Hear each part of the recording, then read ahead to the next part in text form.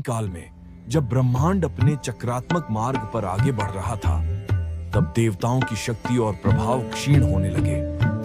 असुर अपनी अडिग शक्ति के साथ और अधिक प्रबल हो गए। समाधान की तलाश में देवता भगवान विष्णु के पास मार्गदर्शन के लिए पहुंचे।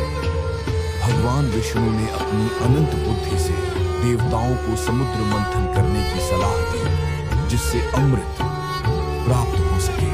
यह अमृत उनके शक्तियों को पुनः स्थापित करेगा और ब्रह्मांड में संतुलन सुनिश्चित करेगा।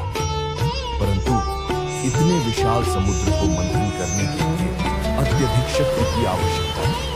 इसलिए देवताओं ने अनिच्छा से असुरों के साथ गठबंधन किया ताकि मंथन के फल को साझा किया जा सके। सागर मंथन के लिए देवताओं और असुरों ने मंदराचल पर्वत को मथानी और वासुकी दिव्य नाग को रस्सी के रूप में उपयोग करने का निर्णय लिया।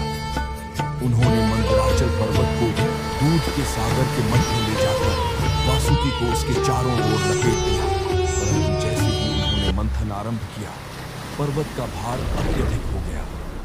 मंदराचल पर्वत महासागर में डूबने लगा, जिससे देवताओं और दानवों के बीच का प्रयास और संघ संकट में पड़ गया। आसन्न आपदा को समझते हुए भगवान विष्णु ने पुनः हस्तक्षेप किया। उन्होंने अपने आप को कुर्मा के रूप में प्रकट किया, जो एक विशाल दिव्य कछुए का अवतार था। अपने नए रूप में विष्णु महासागर में गहरे उतरे और मंदराचल पर्वत को अपनी पीठ पर धारण किया, जिससे वह और नीचे डूबने से बच गया। पर्वत के स्थिर होने पर देवों और असुरों ने अपने मंथन को पुनः प्रारंभ किया। सागर हर्षित होकर मंथरित होने लगा और अपनी गहराई से विभिन्न रत्न और प्राणी प्रकट होने लगे। प्रथम आई कामधेनु, इच्छा पूरक गाय, तत्पश्चात ऐरावत, दिव्य श्वेत हाथी, अन्य अनेक दिव्य प्राणियों और वस्तुओं का उदय हुआ। परंतु अमृत समुद्र के गर्भ में गुप्त रहा। जैसे ही समुद्र मंथन जारी रहा, एक भयंकर घटना घटी। समुद्र की गहराइयों से हलाहल नामक एक घातक विष उभर आया।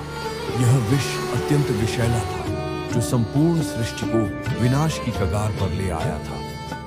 देवता और असुर मंथन रोककर भगवान शिव से अपनी रक्षा के लिए शरण में आए। उनकी प्रार्थना सुनकर भगवान शिव प्रकट हुए और विष का प्राशन कर लिया। परंतु उसे अपने शरीर को हानि न पहुंचाने के लिए उन्होंने उसे अपनी गले में रख लिया, जिससे उनका गला नीला पड़ गया और उन्हें नीलकंठ का उपनाम प्राप्त हुआ।